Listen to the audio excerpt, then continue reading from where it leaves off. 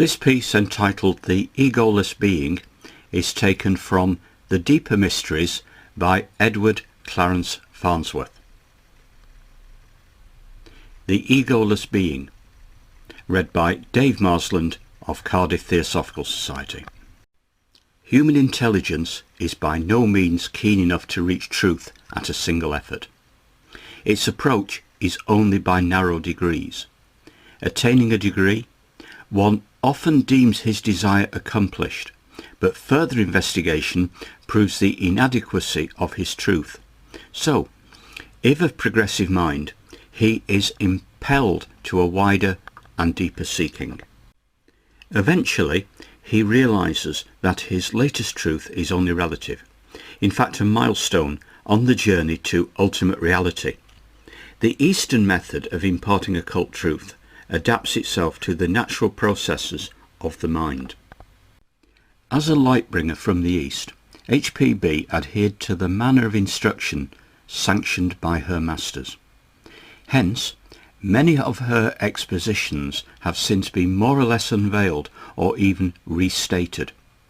In respect to a certain doctrine, one long carefully guarded but finally taught as a veiled truth to a small group and by them communicated to others, that doctrine yet exists as originally given out.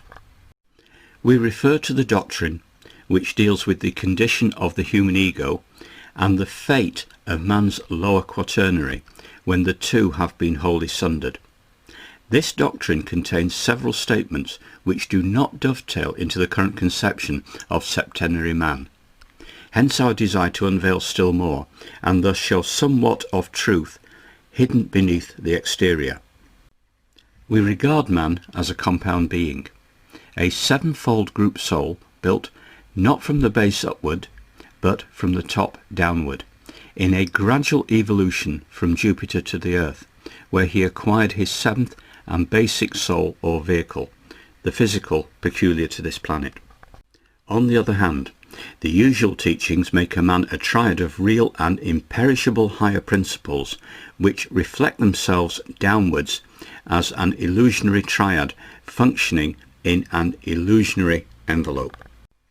We maintain that while the lower quaternary is negative to the upper triad and dependent thereon for spiritual uplifting, it is as real as the planets with which it corresponds.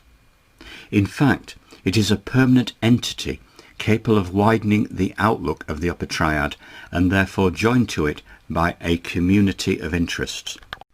If we declare for the usual theosophical conception of the lower and the higher man, we are forced to admit that the severance of the cord or bridge binding the two means the death of the lower and illusionary. Should the oil be drawn from a lamp, the saturated wick burns for a while. So, in analogous way, the lower man often persists through several incarnations, each baser than the former, until he disappears because no longer a self-conscious being. So much for the old instruction in respect of the quaternary. Considering the separated ego, we discover a flaw in the teaching as to the procedure now open to its choice. Should the ego retire forever to its own proper level, this procedure would mean the complete stay of its evolution. If adopting the theory that the ego can put forth a new personality, another difficulty confronts us. If adopting the theory that the ego can put forth a new personality, another difficulty confronts us. All our great teachers agree that an incarnated being is the sum of tendencies and aptitudes acquired in many past lives, and in him many karmic seeds should come to harvest. Allowing, as we must, that the quaternary has for ages been associated with the ego, it is evident that a newly formed quaternary would be an anomaly, a being without inherited tendencies and aptitudes, also without karmic seeds, many of which would be undesirable, while others would be the reverse. It is difficult to imagine just what that nondescript being would seem to his parents and friends and the world at large. Evidently, the teaching is a substitute and nothing more.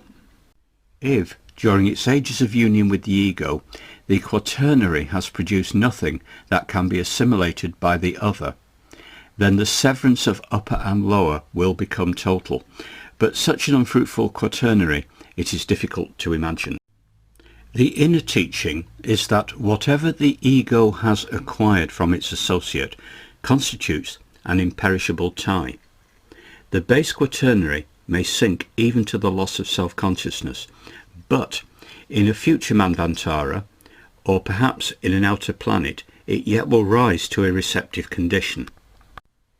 Then the waiting ego will reform the old tie, with almost certain prospect of successful outcome, inasmuch as bitter experience will have implanted in the quaternary an abhorrence of all that wrought its downfall. It is taught that some of the great egos of our race have redeemed their associates from a debased condition induced in a former world period.